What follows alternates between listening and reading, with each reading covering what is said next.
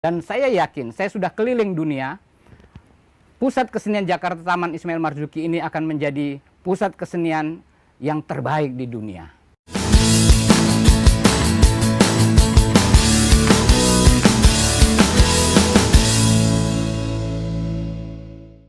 Oke, Assalamualaikum warahmatullahi wabarakatuh. Hari ini saya berada di Taman Ismail Marzuki, Jalan Cikini Raya 73, Jakarta Pusat. Di depan saya sudah ada kuncen Taman Ismail Marzuki, Jose Rizal Manua. Semuanya ada pada beliau.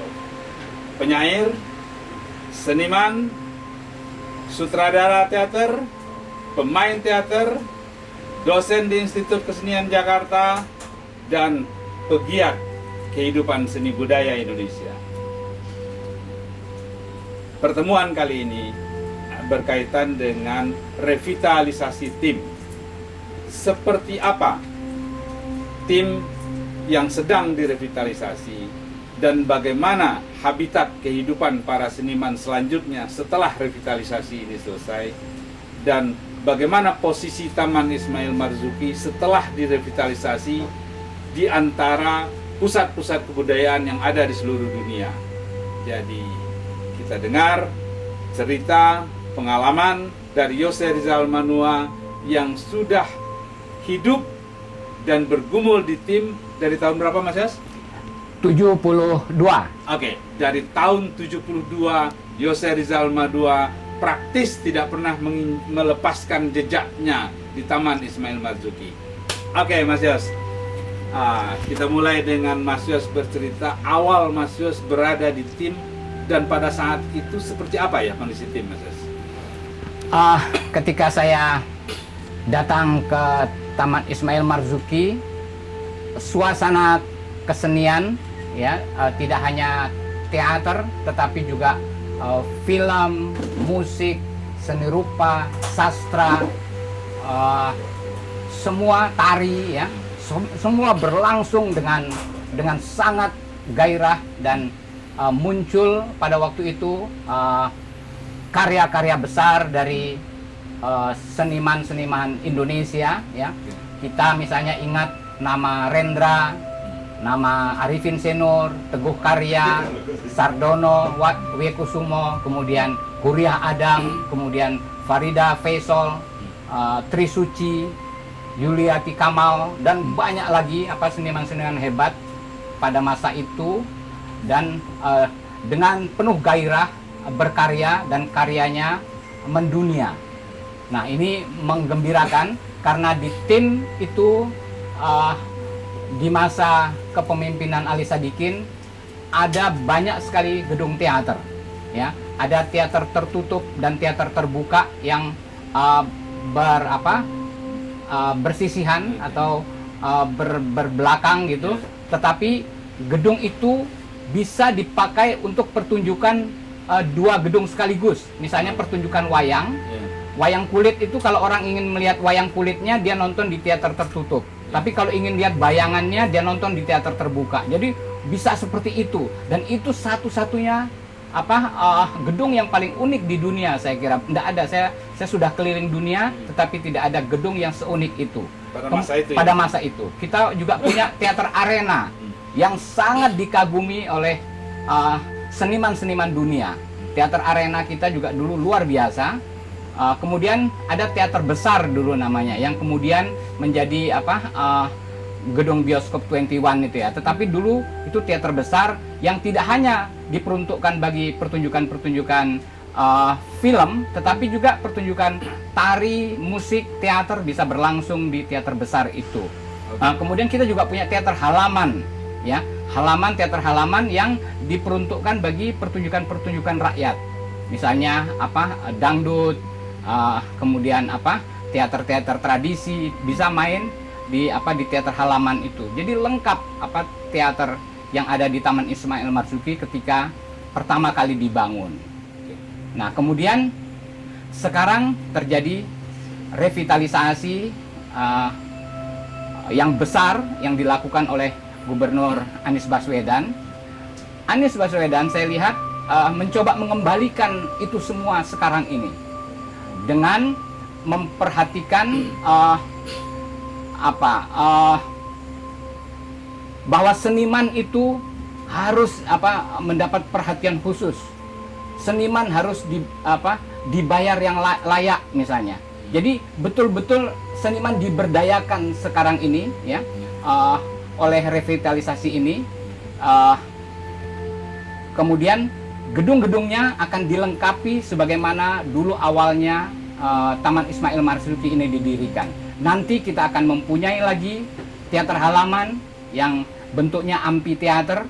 Kemudian kita akan punya lagi Geraha Bakti Budaya yang lebih megah dari sebelumnya, sedang direvitalisasi. Kemudian kita akan punya teater arena ya seperti yang dulu, tapi dengan skala dengan kualitas internasional.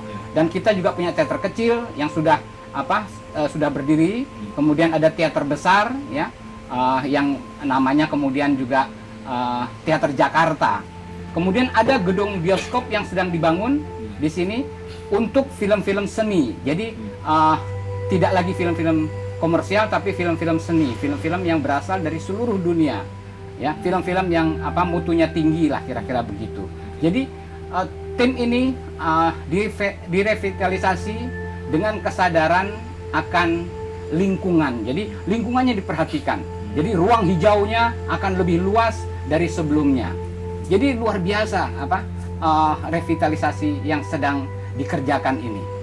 Mengembalikan marwah pusat kesenian Jakarta sebagaimana dulu awalnya didirikan. Dan saya yakin, saya sudah keliling dunia, pusat kesenian Jakarta Taman Ismail Marzuki ini akan menjadi pusat kesenian yang terbaik di dunia. Oke, Mas Yos. Apakah dengan direvitalisasi Taman Ismail Marzuki yang lama dipermodern, fasilitas mungkin lebih luas, lebih lengkap, ditopang oleh teknologi yang tinggi, Mas Yos sebagai seniman, apakah hasil nanti revitalisasi tim ini tetap akan menjadi habitat yang nyaman untuk para seniman berkreasi dan berkarya, ataukah menjadi tempat yang asing buat seniman? Bisa dijelaskan, Mas? Ya, saya kira akan menjadi tempat yang nyaman bagi seniman untuk berkarya, ya. Karena di tim ini ada beberapa lembaga terkait, ya. Di tim ini ada yang namanya Akademi Jakarta, ya. Di samping planetarium ada Akademi Jakarta yang akan menjadi penasihat gubernur di dalam kebudayaan Indonesia dan dunia, ya. Kemudian ada Dewan Kesenian Jakarta yang akan mengkurasi, ya, kesenian-kesenian yang hadir atau tampil di Pusat Kesenian Jakarta ini. Kemudian ada UP Tim. UP Tim itu badan pengelola acara-acara di Pusat Kesenian Jakarta. Jadi badan-badan ini yang akan merealisasikan pertunjukan di Taman Ismail Marzuki. Kemudian ada Jakpro. Jakpro itu dia fungsinya memperhatikan semua bangunan, kemudian dia akan mengelola agar seniman mendapat mendapat penghargaan yang tinggi di dalam berkarya. Jadi lengkap. Saya kira seniman akan mendapat tempat yang terhormat di pusat kesenian ini karena revitalisasi ini sangat memperhitungkan, sangat memikirkan nasib seniman. Jadi apa yang selama ini dikhawatirkan oleh masyarakat kesenian, hal-hal yang negatif, gitu ya. Saya kira tidak akan terjadi setelah revitalisasi ini berlangsung. Misalnya galeri buku Bengkel Deklamasi ini, ya, bagaimana perhatian pemerintah daerah terhadap pentingnya galeri buku ini, ya. Kita sudah 2 kali pindah, ya, dari di depan di perpustakaan itu, kemudian pindah ke sini sekarang, dan mudah-mudahan nanti akan mendapat tempat yang yang lebih baik setelah revitalisasi ini. Jadi perhatiannya luar biasa. Bahkan perpustakaan HB Yasin yang tadinya hanya satu lantai dibikinkan 4 lantai nanti di gedung yang baru. Jadi luar biasa perhatiannya kepada seniman dan kesenian ya setelah revitalisasi ini berlangsung. Mas Yos, jadi kan begini Mas, mungkin Mas Yos bisa bercerita, orang akan menangkap Mas Yos ini kan, sepengetahuan saya ya Mas Yos ya, Mas Yos terlibat di tim bukan hanya pada pertunjukan para seniman yang beracara di tim, tapi juga pada birokrasi tim sendiri kan Mas Yos terlibat gitu. Bagaimana proses para seniman-seniman di Jakarta, di luar Jakarta, kemudian manggung di sini, berkreasi di sini gitu. Bisa diceritakan sedikit Mas Yos di masa dulu, anggaplah mungkin 5-6 tahun atau 10 tahun yang lalu, misalnya proses seniman dari luar, misalnya teater Gandrik mau main di sini, teater dari Isi Padang Panjang mau main di sini, teater dari Kalimantan mau main di sini. Itu mekanismenya seperti apa? Lalu kemudian setelah revitalisasi tim, selancar dan seleluasa apa para seniman-seniman dan kreator kita dari berbagai wilayah ini untuk berkreasi dan kemudian menjadi bagian dari Taman Ismail Marzuki setelah direvitalisasi nanti. Saya ceritakan. Ya, kalau dulu komunikasi tidak sehebat sekarang ya, tidak selengkap sekarang. Nah, dulu di dalam mengkurasi grup-grup yang layak tampil di tim itu anggota Dewan Kesenian atau dulu namanya UP tim, itu dulu namanya Badan Pengelola ya, Badan Pengelola Taman Ismail Marzuki itu hadir, datang ke daerah-daerah, datang visit ke sana. Ya, visit ke sana. Yang mereka datang misalnya ingin menampilkan wayang kulit dari Ki Narto Sabdo misalnya. Nah, dari Dewan atau dari Pusat Kesenian Jakarta Taman Ismail Marzuki datang ke Semarang, kemudian melihat latihannya, melihat persiapannya, kemudian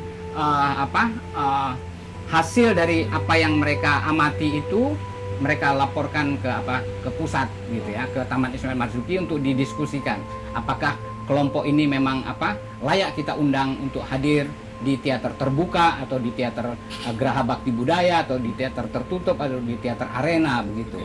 Nah, hal seperti itu berlangsung bertahun-tahun dan setelah revitalisasi ini lebih canggih lagi, kurasinya akan lebih leluasa ya, dilakukan oleh Dewan Kesenian, oleh Pusat Kesenian Jakarta, oleh Akademi Jakarta juga ya, untuk melihat grup-grup yang terbaik yang ada di Nusantara ini, dari Aceh sampai Papua, untuk dikurasi bisa tampil di Taman Ismail Marzuki. Saya kira seperti itu mekanisme yang berlangsung. Kalau dulu langsung datang ke Padang, datang ke Makassar, datang ke Kalimantan, datang ke Palembang atau kemana-mana. Nah sekarang mungkin cukup melalui rekaman, webinar atau rekaman yang dikirim sudah bisa dikurasi, sudah bisa dilihat kualitasnya gitu. Ya. Sepengetahuan Mas Yos, apakah porsi tim nanti akan bisa memecah ke Mas Yos ya, keluasan hingga para seniman dengan berbagai aliran, dengan berbagai segmen yang ada di tanah air ini merasa bahwa orang yang bisa manggung di tim, orang yang bisa berekspresi di tim hanya dikuasai oleh orang-orang kelompok-kelompok tertentu, hingga yang berada di luar kelompok-kelompok tertentu dalam tanda petik itu kan tidak punya tempat untuk masuk ke sini. Itu suara-suara sumbang semacam itu kan dulu kan terdengar ke Mas Yos. Di revitalisasi tim ke depan ini, ruang seperti itu bisakah diminimalisir menurut pandangan Mas Yos? Ya, saya kira akan diminimalisir ya, berdasarkan kualitas karya. Jadi tim ini punya standar karya, karena tim ini cermin dari mutu kesenian tidak hanya Indonesia tapi juga dunia, dan berbagai aliran bisa tampil di sini ya.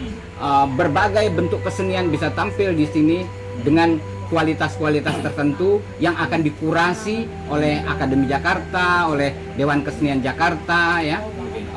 Karya-karya itu. Jadi aliran apapun bisa dihadirkan di tempat ini, karena tidak ada sekat-sekat itu dari pengelolaan yang setelah revitalisasi ini. Ya, tidak ada sekat-sekat harus seni seperti ini seperti itu, tidak ada. Tetapi kualitasnya, mutu seninya yang yang menjadi dikedepankan. Ya, yang dikedepankan. Dari manapun, apakah itu dari Papua sampai Aceh ya, atau dari luar negeri, dari internasional. Bahkan saya membayangkan nanti setelah revitalisasi ini Teater Tanah Air bisa menjadi penyelenggara festival teater anak-anak sedunia. Ya, Indonesia menjadi penyelenggara festival teater anak-anak sedunia. Ini saya kira hal yang sangat luar biasa kalau ini bisa berlangsung. Ya, nama Indonesia akan lebih dikenal di mancanegara, saya kira. Karena selama ini kita hanya hadir di undangan-undangan yang mereka selenggarakan. Dan pengalaman saya keliling dunia, saya lihat tidak ada pusat kesenian yang semegah apa yang sedang kita revitalisasi ini.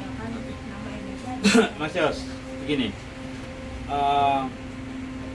untuk bisa menjalankan dan menggulirkan konsep revitalisasi tim secara fisik, tentu perlu didukung dengan revitalisasi secara manajemen. Seperti apa ya Mas Yos kesiapan dukungan supporting manajemen agar kondisi ideal setelah revitalisasi tim ini benar-benar didukung oleh fisiknya, didukung oleh teknologinya, juga didukung oleh manajemennya. Gitu. Ya. Gimana, Sos? Ya, saya kira manajemennya memang sangat profesional untuk ke depan ini ya, semuanya dipersiapkan ya. Equipmentnya ya, bahkan lampu-lampunya didatangkan dari negara-negara terkemuka di dunia ya. Peralatan-peralatannya, sound systemnya, lampu-lampunya, bentuk gedungnya, semua dengan ukuran internasional. Manajemennya juga akan ditata secara profesional. Saya kira semua sudah dipersiapkan oleh Jakpro, oleh Dewan Kesenian, oleh Pusat Kesenian, oleh Dinas Kebudayaan DKI Jakarta ya, yang mewakili gubernur. Ya, semua perangkat-perangkatnya saya kira sudah dipersiapkan untuk menghadapi revitalisasi Pusat Kesenian Jakarta Taman Ismail Marzuki. Ini semuanya sangat profesional. Bahkan saya dengar terakhir dari Bapak Tabah ya, yang termasuk dari Jakpro itu, bahwa seniman akan mendapat honor yang layak ketika dia menampilkan karyanya di Pusat Kesenian Jakarta Taman Ismail Marzuki.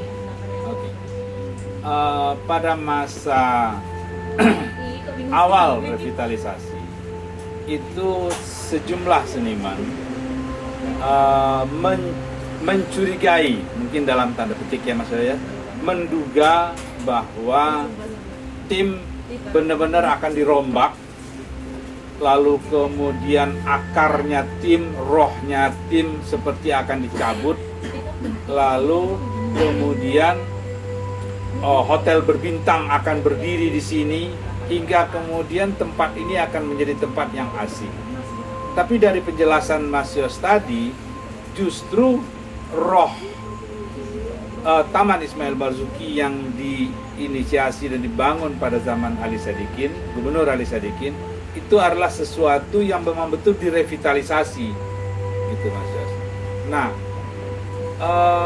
dengan para seniman yang dulu pada masa itu menolak, juga melakukan serangan keras terhadap proses revitalisasi, sekarang suara dari para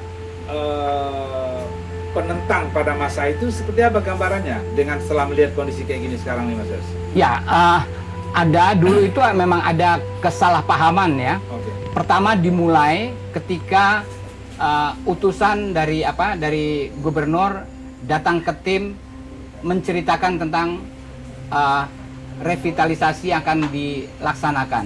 Dikatakan antara lain bahwa akan dibangun hotel bintang 5, itu yang keliru. Nah, itu yang membuat seniman marah. Kemudian seniman menganggap tim ini akan dikomersialkan, ya. Itu yang pandangan-pandangan yang keliru. Bahwa nanti di tim ini akan ada wisma seni, ya, penginapan untuk seniman yang lebih layak dibanding dengan apa yang dulu pernah dibikin.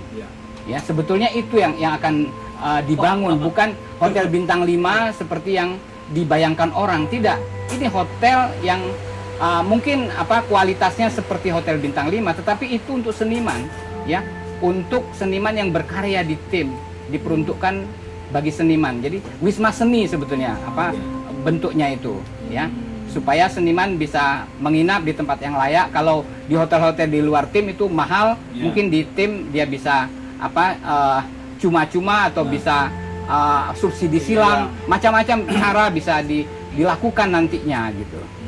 Ya, jadi tidak ada tujuan-tujuan komersial yang dibayangkan orang itu, bahwa seniman nantinya akan mendapat tempat terhormat di rumahnya sendiri. Iya, ya, karena memang ini diperuntukkan bagi seniman Indonesia dan dunia yang kreatif, yang berkarya dengan kualitas seni yang bermutu, kira-kira begitu.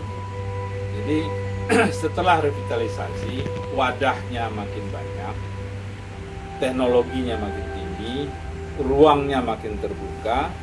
Itu menurut Mas Yos dari penjelasan tadi sinkron dengan gencar dan tumbuhnya juga kesenian-kesenian di berbagai wilayah di Indonesia yang untuk menjadi pengisi ini nanti, gitu Mas Yos. Karena jangan sampai juga misalnya tempatnya diperbaiki, direvitalisasi, tapi produk-produk keseniannya sendiri tidak antusias tumbuhnya gitu. Iya. Saya kira sangat antusias, apalagi sekarang ini di seluruh dunia, di seluruh provinsi kita, kita bisa melihat teater dari penjuru dunia melalui YouTube, ya, atau melalui internet. Kita bisa pelajari tari, seni rupa, musik, sastra, teater, ya, film, semua cabang seni bisa kita pelajari melalui internet misalnya. Nah, ini akan sangat membantu teman-teman di penjuru dunia, di penjuru tanah air, untuk memaksimalkan kreativitasnya, ya, dan hasilnya bisa dipertunjukkan di Pusat Kesenian Jakarta Taman Ismail Marzuki setelah selesai revitalisasi. Jadi kan dengan begini revitalisasi Taman Ismail Marzuki idealnya juga diikuti oleh revitalisasi pada grup-grup seni, juga diikuti oleh revitalisasi pada manajemen-manajemen pertunjukan di grup-grup itu, supaya ini memang memberikan kontribusi yang terpositif terhadap seni pertunjukan di Indonesia. Kira-kira begitu. Iya. Nah, sumber daya seni kita sendiri, ketersediaannya menurut Mas Yos ya 5 atau 10 tahun ke depan, tokoh-tokoh mudanya yang akan lahir, seperti apa gambarannya? Wah, luar biasa, ya, luar biasa. Tidak hanya di bidang sastra, tidak hanya di bidang teater, tari, musik, seni rupa, film. Sekarang ini tumbuh tokoh-tokoh muda yang dahsyat, ya. Itu akan bisa mengisi Pusat Kesenian Jakarta setelah revitalisasi, akan memperkaya khasanah seni kita, ya. Dan saya kira banyak surprise nanti muncul setelah revitalisasi, seperti ketika munculnya Taman Ismail Marzuki ketika pertama kali dibangun, ya.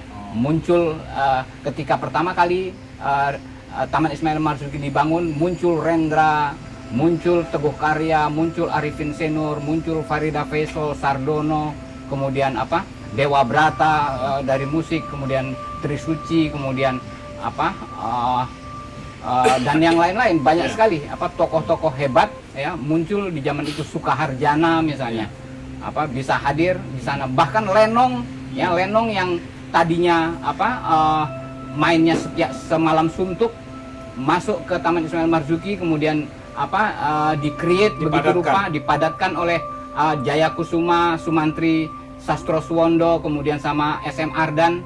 Mereka mencoba memadatkan Lenong itu yang tadinya mainnya di pinggiran bisa main di tim, dan penontonnya bisa pakai mercy nonton Lenong. Ya, artinya orang-orang modern juga menyukai Lenong akhirnya karena di-create secara maksimal. Begitu juga Sri Mulat bisa hadir di Taman Ismail Marzuki dengan karya yang selalu dipadati penonton misalnya. Apa pesan Mas Yos pertama ya, sebagai penutup perbincangan kita, Mas Yos? Apa pesan Mas Yos pertama kepada para pegiat teater anak-anak agar mereka bisa terus mengembangkan teater anak-anak di wilayahnya masing-masing di Indonesia, dan hingga pada akhirnya mereka bisa memanfaatkan revitalisasi tim? Ya, pesan saya, anak-anak itu suka belajar, tetapi tidak suka digurui. Jadi jangan mengintervensi anak-anak di dalam membangun kepribadian mereka. Tetapi bikinlah atau lakukan stimulasi-stimulasi yang bisa menumbuhkan kepercayaan dirinya. Itu yang paling penting. Nah, pesan kedua dan terakhir adalah apa pesan Mas Yos kepada grup-grup seni pertunjukan, juga grup-grup seni lainnya di Indonesia, agar menyambut dan menyongsong selesainya revitalisasi tim untuk menampilkan kreasi dan karya mereka di Taman Ismail Marzuki setelah revitalisasi selesai?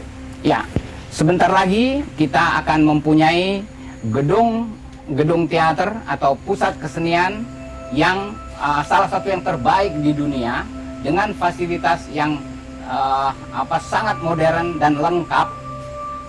Diharapkan teman-teman dari penjuru tanah air bisa memanfaatkan gedung-gedung itu dengan karya-karya unggul yang mereka miliki di provinsi masing-masing.